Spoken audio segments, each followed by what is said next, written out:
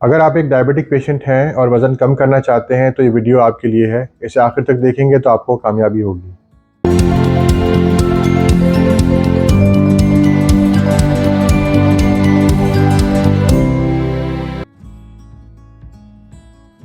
Viewers, diabetes में जिस्म के बहुत सारे ऐसे मामलात हैं जो ख़राब हो जाते हैं, जिसमें सबसे बड़ा मसला इंसुलिन की रेजिस्टेंस है, जिसके बायस ब्लड में शुगर ज़्यादा रहती है और जैसे ही आप कुछ भी खाते हैं शुगर आसमान पे पहुंच जाती है और आप इससे बेखबर रहते हैं।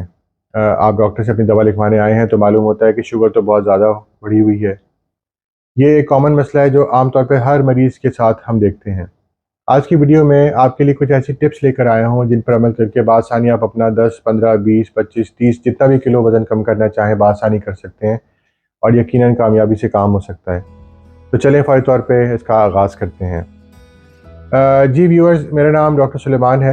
मैं कार्डियो मेटाबॉलिक फ़िज़िशियन हूँ। दुबई में प्रैक्टिस करता हूँ और सेंट्रल क्लिनिक्स ऑनलाइन कराची से मुंसलिक हूँ।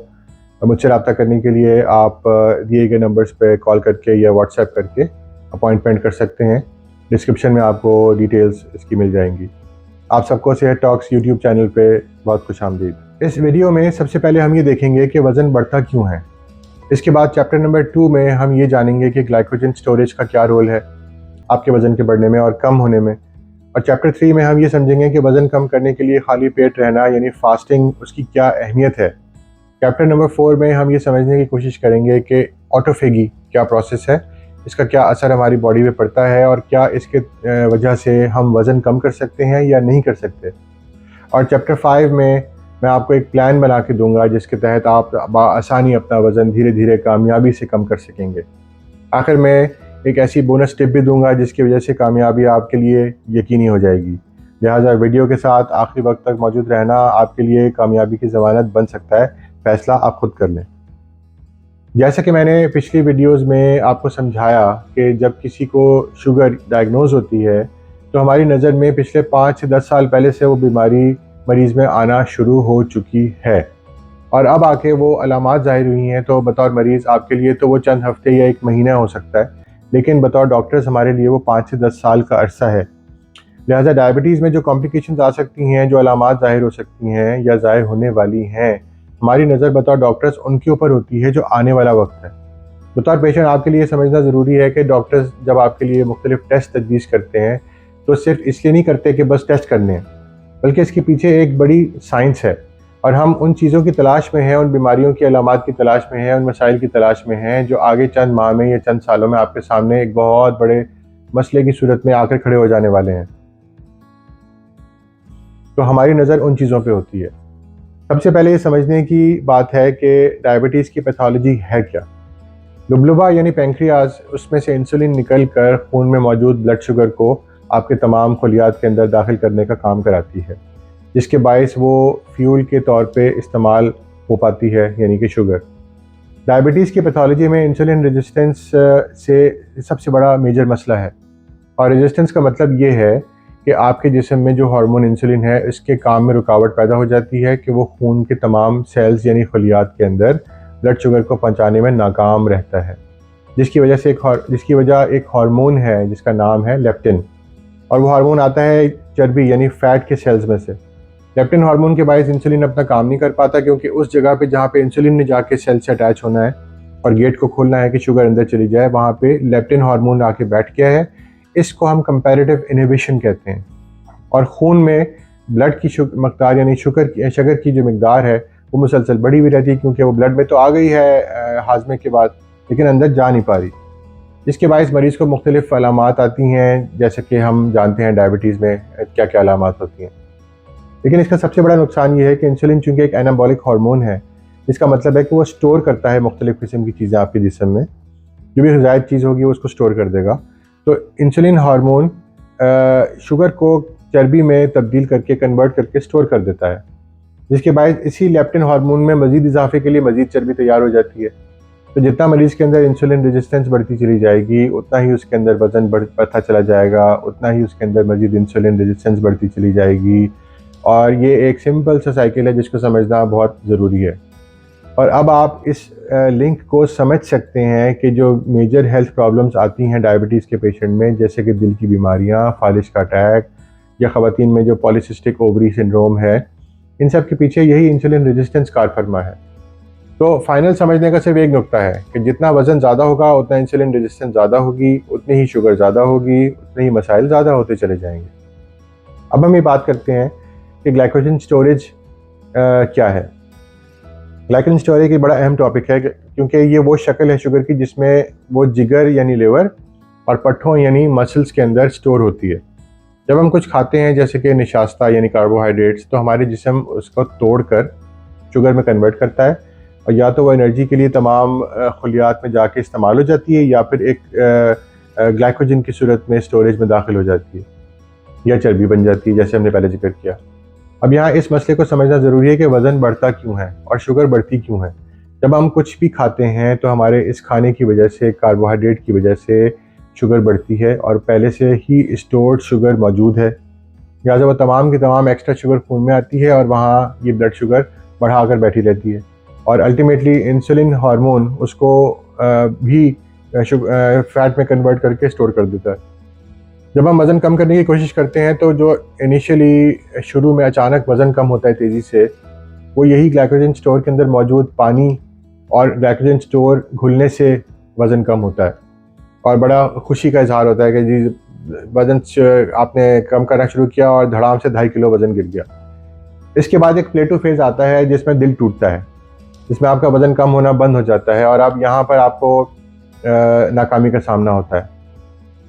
तो अब हम आपको कामयाबी का वो नुक्ता समझाने की कोशिश करते हैं और आपको खुद भी नज़र आ जाएगा जिसकी वजह से वज़न कम होना कामयाबी से मुमकिन है, और वो ये है कि जब एक ग्लाइकोजन स्टोरेज आपके जिस्म से ख़त्म हो जाएगी तभी आपकी चर्बी घुलने का वक्त शुरू होगा, क्योंकि आपके जिस्म को तो फ्यूल चाहिए। अगर आप बाहर से कार्बोहाइड्रेट नहीं खा रहे और आपके ग्लाइकोजन स्टोर भी ख़त्म हो गए हैं तो आपका जिस्म कीटोसिस में चला जाएगा, जिसमें वो चर्बी घुला के उसको वापस शुगर में कन्वर्ट करके इस्तेमाल करने लग जाएगा, जिसको हम कीटोन्स कहते हैं। और ये वो फ्यूल है जो कि आपका जिस्म प्रेफरेबली इस्तेमाल करना अच्छा समझता है, ख़ास तौर पे आपका ब्रेन इसके लिए बड़ी एफिनिटी रखता है। तो चर्बी घुलने से जो कीटोन्स पैदा होते हैं वो एज एनर्जी यूज़ होते हैं और उनके अंदर एनर्जी होती भी ज़्यादा है बनिस्बत ग्लूकोज के। हर इंसान के अंदर इस ग्लाइकोजन स्टोर को जलाने का एक लेवल मुख्तलिफ होता है। ये डिपेंड करता है कि आप कितने ज़्यादा एक्टिव हैं, आप कितना कार्बोहाइड्रेट अपने खाने में खा रहे हैं, आपकी जेनेटिक्स कैसी है। ये समझना आसान ही होगा कि अगर कम कार्बोहाइड्रेट खाएंगे तो कम ग्लाइकोजन स्टोर बनेगा, कम शुगर होगी, कम इंसुलिन होगी तो कम चर्बी बनेगी और चर्बी बर्न होने का चांस बढ़ता चला जाएगा। ये इतनी सिंपल सी बात है। मसला सिर्फ ये है कि एक स्लो प्रोसेस है और हमारे पास टाइम नहीं है, लेकिन लंबे अरसे में जो काम किया जाता है वो उतने लंबे अरसे तक कायम भी रहता है। लिहाजा इस तरह से अगर आपका वज़न कम होगा तो वापस नहीं आएगा। कैसे नहीं आएगा ये मैं आपको आगे चल के समझाऊंगा, लिहाजा वीडियो को आखिर तक देखते रहिए। एक और बात ग्लाइकोजन स्टोरेज के बारे में समझने की ये है कि बहुत सारे लोगों को ये पता है कि जैसे ही वज़न कम करना शुरू करते हैं अचानक वज़न कम होना बंद हो जाता है, जैसे मैंने अभी जिक्र किया कि प्लेटू होता है, और वहीं से लोग बददिल होकर सारे काम बंद कर देते हैं जिनकी वजह से वज़न कम हो रहा था। असल बात यह है कि ग्लाइकोजन स्टोर के अंदर मौजूद शुगर और पानी जलने के बायस तेज़ी से वज़न कम होता है, लेकिन इसके बाद जब चर्बी घुलने का वक्त आता है तो वो एक स्लो प्रोसेस है और उसमें वक्त लगता है और उसके लिए मुसलसल अमल ज़रूरी होता है। अब ये एक आसान सी बात है समझना कि अगर आप वापस दोबारा उसी कार्बोहाइड्रेट वाली डाइट पे चले जाएंगे जिसकी वजह से आपका वज़न बढ़ा था, तो फिर ग्लाइकोजन स्टोर दोबारा बनना शुरू हो जाएंगे और फिर वो चर्बी घुलने का अमल भी कम हो जाएगा और वज़न बढ़ने का अमल ऑब्वियसली दोबारा शुरू हो जाएगा। तो फिर करें तो क्या करें? अब हम इस बात पे बात करते हैं कि आखिर आपको करना क्या है। करना ये है कि हमें एक ऐसा निज़ाम ज़िंदगी वज़ा करना है जिसके बायस आप मुसलसल इस किस्म की डाइट लें जिसमें कार्बोहाइड्रेट कम हो और चर्बी घुलने का जो अमल है मुसलसल वो चलता रहे। जितना चर्बी घुलेगी उतना लेप्टिन हार्मोन कम होगा, उतनी इंसुलिन रेजिस्टेंस कम होगी, उतना वज़न कम होने की रफ्तार बढ़ेगी, उतना शुगर के मसाइल कम होते चले जाएंगे। इसी तरीके से लोग शुगर को रिवर्स करते हैं, इसी तरीके से लोग डायबिटीज़ को स्टॉप करते हैं और इसी तरीके से लोग अपने शुगर को कंट्रोल करते हैं। ये वो नुक्ता है जो कि सबको मालूम है लेकिन किसी को भी मालूम नहीं है। ऑटोफेगी एक ऐसा प्रोसेस है जो जिस्म में उस वक्त होता है जब हम रोज़े की हालत में होते हैं, और ये एक ऐसा डिटॉक्स का अमल है जिसके बायस जिस्म में मौजूद सेल्स यानी खुलियात जो हैं वो अपने अंदर मौजूद मुर्दा जो ऑर्गेनेल्स यानी अजसाम होते हैं, जो छोटे छोटे फैक्ट्रियाँ होती हैं हमारे सेल के अंदर, जिनको ऑर्गेनेल्स कहते हैं, उनको दोबारा रिसाइकिल करके नई शक्ल में तैयार करके जिसम के मुख्तलिफ फंक्शंस को अंजाम देते हैं, जिसके बायस नई सप्लाई और ब्रांड न्यू सेल्स की वजह से जिसम में मौजूद काम में बहुत बेहतरी आ जाती है। समझें कि एक नई खेप आ गई। आज से कोई 20 साल पहले कोलोराडो स्टेट यूनिवर्सिटी के एक प्रोफेसर लॉरियन कॉर्डेन ने एक कॉन्सेप्ट दिया था कि इंसान की जबिलत में दिन में 3 दफ़ा खाना नहीं लिखा हुआ, और अब से तकरीबन 2 मिलियन साल से शुरू करें तो 10,000 साल पहले तक इंसान शिकार करके ही खाता था, और जब वो शिकार होता था तब वो खाता था। अब ये तो मुमकिन नहीं है कि इंसान जो है वो सुबह नाश्ते के लिए भी शिकार करता होगा, दोपहर खाने के लिए भी शिकार करता होगा, शाम स्नैक्स के लिए भी शिकार करता होगा, और रात सोने के खाने के लिए भी शिकार करता होगा। शिकार तो जब मिलता है तभी मिलता है, और फिर उसके बाद जब नहीं मिलता होगा तो वो फाके करता होगा, पत्ते खाता होगा। ये पेलियो डाइट का कॉन्सेप्ट है। आपकी जेनेटिक्स इस चीज़ के लिए बनी है। आपकी जेनेटिक्स इस चीज़ के लिए नहीं बनी कि आपने सुबह दोपहर शाम रात सोते वक्त खाना खाना है। जब 10 से 12 हज़ार साल पहले ज़राअत का आगाज़ हुआ, ब्रॉन्ज एज आई, ये चमचे बर्तन वगैरह यूटेंसिल्स ईजाद हुए, तो इंसानों की पॉपुलेशन बहुत तेज़ी से बढ़ती चली जा रही थी उस वक्त। ये अनाज और ज़राअत स्टार्ट हुई, जिसके बायस आज हम बढ़ते बढ़ते हम इस प्रोसेस्ड फूड तक पहुँच गए हैं, जिसमें शेल्फ़ लाइफ को बढ़ाने के लिए बेतहाशा केमिकल्स का इस्तेमाल किया जाता है। और यही वजह है कि वज़न बढ़ता चला जा रहा है, क्योंकि हम वो सैचुरेटेड फैट्स खा रहे हैं, हम वो केमिकल्स खा रहे हैं जो फूड को शेल्फ़ लाइफ बढ़ाने के लिए हमें फ्रोज़न फूड की शक्ल में वगैरह वगैरह आप समझते हैं, वो जैसे चीज़ें मिलती हैं। और जैसा कि मैंने बताया कि तमाम मसाइल बढ़ते ही चले जा रहे हैं। अब हम देखते हैं कि इस पेलियो डाइट में कौन कौन सी चीज़ें खानी चाहिए, कौन कौन से खाने अलाउड हैं, कौन कौन से नहीं हैं।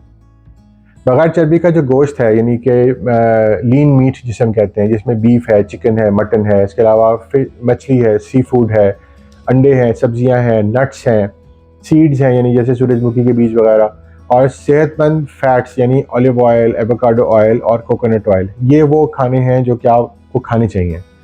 और जो चीज़ें पेलियो डाइट के अंदर इस्तेमाल करना मना है या कम करना चाहिए उनके अंदर, वो है गंदम, चावल, कॉर्न यानी भुट्टा, बीन्स हैं, दालें हैं, मूंगफली है, दूध से बनी हुई चीज़ें जैसे कि फुल फैट मिल्क है, दही है, पनीर है।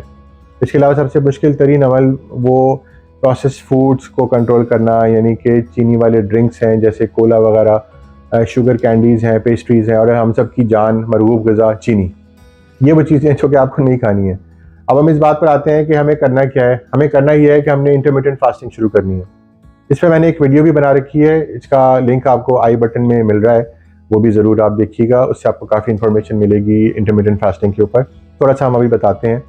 तो गोल्डन रूल नंबर 1 ये करना है कि रात 8 बजे के बाद कुछ नहीं खाया जाए, और दोपहर 12 बजे तक, जबकि 16 घंटे पूरे हो जाएंगे उस वक्त तक का फाका यानी रोज़ा रखना चाहिए, जिसमें सिर्फ खाने का रोज़ा है। इस दौरान में आप एक black T, green tea, black coffee, पानी, ये सब इस्तेमाल कर सकते हैं, अपनी मर्ज़ी से कर सकते हैं। ये तो हो गया वो काम जो हमें करना है, यानी टारगेट। अब बात करते हैं कि golden rule number 2। Golden rule number 2 ये है कि काम करना कैसे है।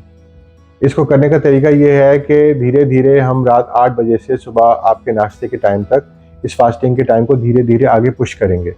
जैसे फॉर एग्जांपल अगर आप रात सुबह 8 बजे का नाश्ता करते हैं, तो हम आपसे ये दरख्वास्त करेंगे कि भाई 8 के बजाय आप 8:30 बजे कर लें। इस हफ्ते आप 8:30 बजे नाश्ता कर लें, अगले हफ्ते 9 बजे तक कर लें, उसके अगले हफ्ते 9:30 बजे तक कर लें, या चलें 15 मिनट का बढ़ा लें टाइम, आधा घंटा ना करें, 10 मिनट का बढ़ा लें। तो धीरे धीरे आपने 5-6 माह में अपने जिस्म को टोन करते चले जाना है कि नाश्ते को डिले करते चले जाएंगे। और जो भी हम नाश्ते का टाइम फॉर एग्जांपल लेंगे, हमने उसको थोड़ा थोड़ा सा आगे धक्का देते जाना है। और ये जो 15-20 मिनट का टाइम हम बढ़ाते चले जाएंगे अगले 5-6 माह में, इसमें हमारी जिस्म इसको एक्लाइमेटाइज करता चला जाएगा, जिस्म को उसकी आदत होती चली जाएगी। जैसे आपको मालूम है जब रोज़े रखे जाते हैं तो 3 दिन के बाद आपको रोज़े की जो फीलिंग है वो ख़त्म हो जाती है, भूख लगने की। आपका जिस्म दोबारा हर चीज़ पे एक्लाइमेटाइज करता है। आज अगर मैं सर्द मौसम में चला जाऊँ तो 3 दिन में मुझे सर्दी की आदत हो जाएगी, अगर मैं गर्म मौसम में चला जाऊँ तो 3 दिन में मुझे गर्मी की आदत हो जाएगी। तो इंसान का जिस्म हर तरह से अडाप्ट कर लेता है। तो हमें अडाप्टेशन चाहिए, और जिसके लिए हम ये धीरे धीरे अपने जिस्म को राज़ी करेंगे कि ये आपने इसको डिले करना है।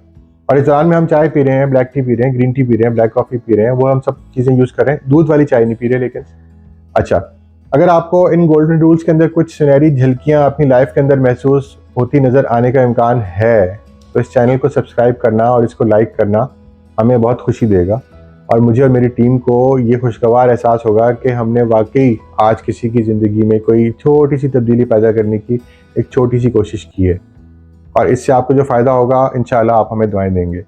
तो नाज़रीन, गोल्डन रूल नंबर 3 ये है कि जब चंद माह में आप इस लेवल पे पहुंच जाएं कि आप आराम से 16 घंटे हफ्ते में 2-3 दफ़ा ये रोज़ा रख सकें, तो फिर हम इससे आगे बढ़कर हफ्ते में एक दिन इसको बढ़ा के 20 घंटे पे ले जा सकते हैं। इस सारे अमल के अंदर हमें बहुत ही धीरे धीरे चलना है, जल्दी नहीं करनी है। कोई खाने में ऐसी तब्दीलियाँ हमें लेके आनी है जो मुसलसल हों। ऐसी तब्दीलियाँ नहीं हो कि बस मैं चंद माह के लिए मैंने की हैं, उसके बाद जो है वापस मैंने पेस्ट्रियाँ स्टार्ट करनी है या हमने प्रोसेस फूड लेना है और हमने बड़े बड़े डीप फ्राइड खाने खाने हैं। अब तो वापस हमें नहीं जाना है उस कॉन्सेप्ट पे जिससे हम बाहर निकलने के लिए इतनी जतन कर रहे हैं। तो ये हेल्दी तब्दीली ये कहलाएगी आपके अंदर, जिसका असर हमारी लाइफ पे, ज़िंदगी पे अच्छा पड़ेगा और हमारे अंदर वो तब्दीली एक्चुअली आएगी जिसकी वजह से हमारे अंदर डायबिटीज़ के असरात आ रहे हैं। इस तरीके से हमारी डायबिटीज़ के असरात को कम करने में हमें मदद मिलेगी। अगर आप समझते हैं कि इस तरह की मालूमात से सही तब्दीली आ सकती है और फ़ायदा हो सकता है, तो अपने चाहने वालों से भी ये वीडियो ज़रूर शेयर करें और अपनी आरा से आगाह करें, ताकि मुझे मालूम हो कि आप एक्चुअली क्या इन्फॉर्मेशन की तलाश में हैं और मैं आपको उस पर बेहतर तरीके से गाइड कर सकूँगा, इनलाइटन कर सकूँगा। तो नाज़रीन, अब हम बात करते हैं उस बोनस पॉइंट की जिसका मैंने आपसे वादा किया था।